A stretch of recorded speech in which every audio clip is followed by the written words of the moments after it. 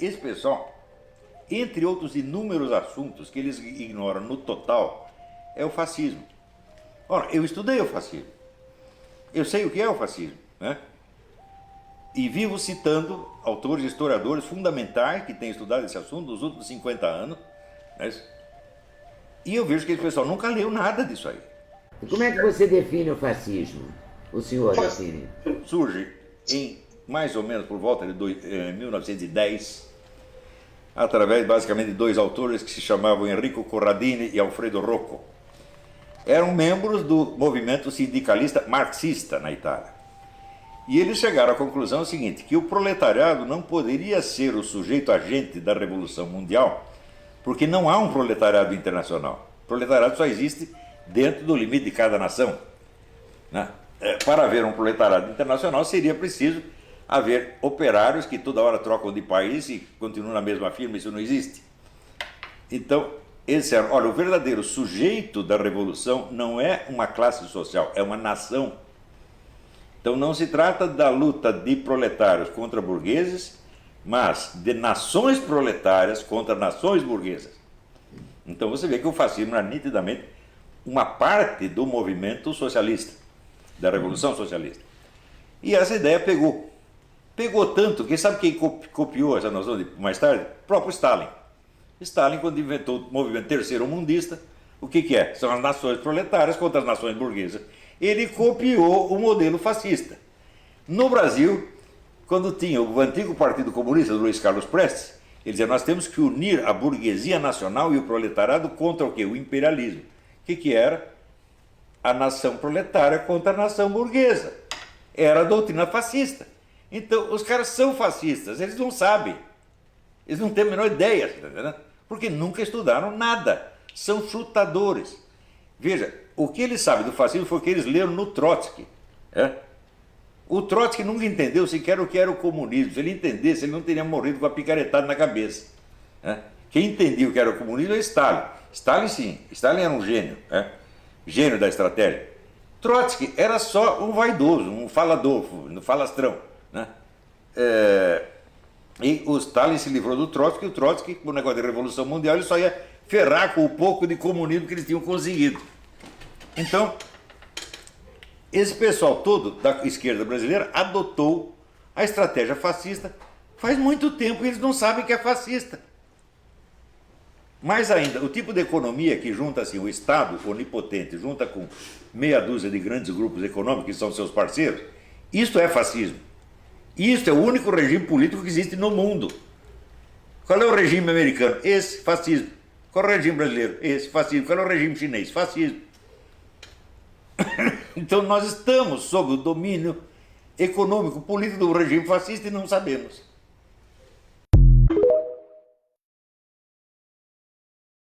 Eu não vou pedir para a esquerda entender os princípios da economia, porque o dia que eles entenderem os princípios econômicos, eles deixam de ser de esquerda. O maior golpista que o Brasil já viu chama-se Luiz Inácio Lula da Silva. Esse é o reflexo da política econômica desastrosa do presidente Lula. Uma vergonha completa. O que eles querem nos vender é o óbvio. Nós queremos gastar dinheiro e não prestar contas a ninguém. E depois dizermos que nós trouxemos o crescimento ao Brasil, endividando todas as gerações futuras. Essa fórmula de economia que eles pregam aqui nessa tribuna não deu certo em nenhum lugar do mundo. Deu errado na Argentina. Destruir a economia argentina, destruir a economia venezuelana, não funciona. Eu não vou pedir para a esquerda entender os princípios da economia, porque o dia que eles entenderem os princípios econômicos, eles deixam de ser de esquerda. Mas o mínimo eles poderiam fazer é ter humildade e ouvir quem sabe o que está falando. O que não é o caso de nenhum deles, quando se fala em economia. A propaganda oficial do PT quer dizer que o Brasil vive o paraíso. O Brasil está mais parecido com Mordor. Na terra da fantasia, onde Lula é presidente, a economia brasileira está indo bem. No mundo real, a economia brasileira está indo muito mal. Pergunte para qualquer dona de casa o quão surreal é uma ida ao supermercado hoje. A inflação de alimentos disparou. Frutas é artigo de luxo. A picanha, vou poder fazer um seriado. Em busca da picanha prometida. Virou miragem. A carne subiu este ano 40%. Tá tudo bem, calma. O pai dos pobres vai resolver tudo. O pai dos pobres vai resolver a pobreza da maneira que ele mais conhece, que é multiplicando-os. Lula, seus ministros incompetentes e esta bancada aqui também tenta convencer que o mundo enxerga o Brasil com outros olhos. O que é verdade, enxerga o Brasil hoje de maneira muito mais pessimista. Na Bolsa de Valores, até este mês, 24 bilhões de dólares foram embora da Bolsa. É recorde histórico. Na conta financeira, 56 bilhões de dólares já foram embora do Brasil. É o maior número desde 1982, no auge da crise da dívida. E eles vêm me dizer que o Lula é líder de alguma coisa. É um incapaz completo. Ele é incapaz para liderar, ele é incapaz para governar, ele é incapaz para gerir uma economia do tamanho do Brasil. É um incapaz. O Brasil não é assunto em nenhuma mesa de investidores internacionais, porque esse bando incompetente acabaram com a economia brasileira. Acabaram com todos os pilares macros. E eu tenho que ficar aqui ouvindo que o presidente Lula, esse incompetente, sabe o que está fazendo. Todo esse desastre é porque o incapaz que o presidente Lula colocou no comando da economia, Fernando Haddad, destruiu o regime fiscal brasileiro. Inflação alta, juro em alta, carga tributária em alta, dívida em alta. Esse é o Brasil de Lula. O Brasil onde o pessimismo é um exercício de inteligência e sensatez. Inacreditável. Essa ilha da fantasia onde eles vivem, e Lula é um gestor público de primeira linha. Então o assunto na mídia é só a narrativa do golpe. Tudo isso é uma cortina de fumaça para esconder os desastres econômicos e sociais que este governo incompetente está criando no Brasil. Golpe é se eleger falando que o brasileiro ia voltar a comer picanha e andar de avião. Golpe é a inflação disparando, golpe é o preço da carne disparando, golpe é o preço das passagens aéreas disparando, golpe é eleger Lula presidente, mas quem manda é a Janja. Golpe é pagar uma fortuna para a mídia oficial para que ela possa falar bem do regime. É o Lula falar mal do Brasil o tempo todo no exterior. É provocar a maior degradação da Amazônia em 15 anos. Golpe é prometer responsabilidade fiscal e destruir as contas públicas em 2 anos. É iniciar deputados legitimamente eleitos por falas na tribuna. Golpe é se eleger dizendo que é contra o aborto e liderar na ONU uma agenda pró-aborto, como o Brasil está fazendo agora. Golpe é falar que defende a democracia enquanto reconhece a vitória de Maduro na Venezuela. Golpe é perseguir opositores. Golpe é o sofrimento que a população brasileira está tendo hoje. O maior golpista que o Brasil já viu chama-se Luiz Inácio Lula da Silva. Lá na China, num podcast, o cara fala mal de Xi Jinping. Você sabe o que acontece com ele? Bloqueado na hora, assim. Na hora, ele perde o acesso ao crédito positivo e ele pode... Quais são as disciplinas? Proibido de viajar, proibido de sair da cidade. E se ele continuar falando mal, ele vai para não é uma prisão, um campo de concentração. E ele pode ficar lá de 6 a 2 anos fazendo uma lavagem cerebral até ele identificar que o Partido Comunista é bom para voltar para a sociedade. Então, é proibido falar mal do governo da China. O Brasil está vivendo esse cenário, aí, né? Agora vamos para o cenário brasileiro. Regularização das redes sociais, não é a pauta? Sim.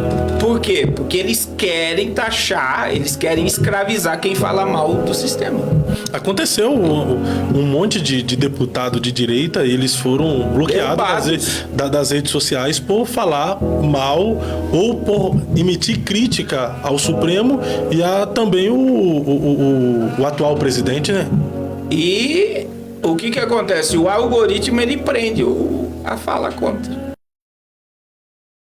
O legal de ser de direita é que quando você cresce, quando você tá nos cargos, é por sua competência. Quem não tem competência tem que ser de esquerda. Geralmente, engenharia, o pessoal é mais de direita, mas mesmo a engenharia tá sendo contaminada pra caramba. Demais. Tá? Por que exatas é de direita e humanas é Porque de você esquerda? tem que dar resultado. Humanas eu posso colar uma banana na parede, igual o cara fez, e falar que é arte.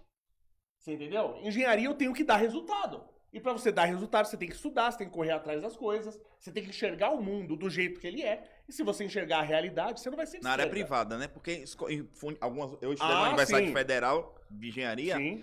e tinha professor que fazia artigo que era só pra complementar, só pra botar no Lattes dele, que ele tem 200 artigos. Nenhum era útil. É verdade. Nenhum era Isso útil. é o que mais acontece. Os caras que fazem pesquisa, isso acontece toda a universidade. Privada tá cheio. Os caras fazem 200 mil pesquisas, o cara não tem nenhum contato com a indústria, nenhum. Faz pesquisa que não serve pra nada, não sabe nada das necessidades da indústria. Eu falei assim, é como se o cara fosse lá na Liberdade e ficasse comprando faixa preta. Ele comprou uma faixa preta de judô, uma faixa preta de karatê. Ele tem 200 faixas pretas, mas ele nunca deu um tapa. Ele nunca deu um tapa.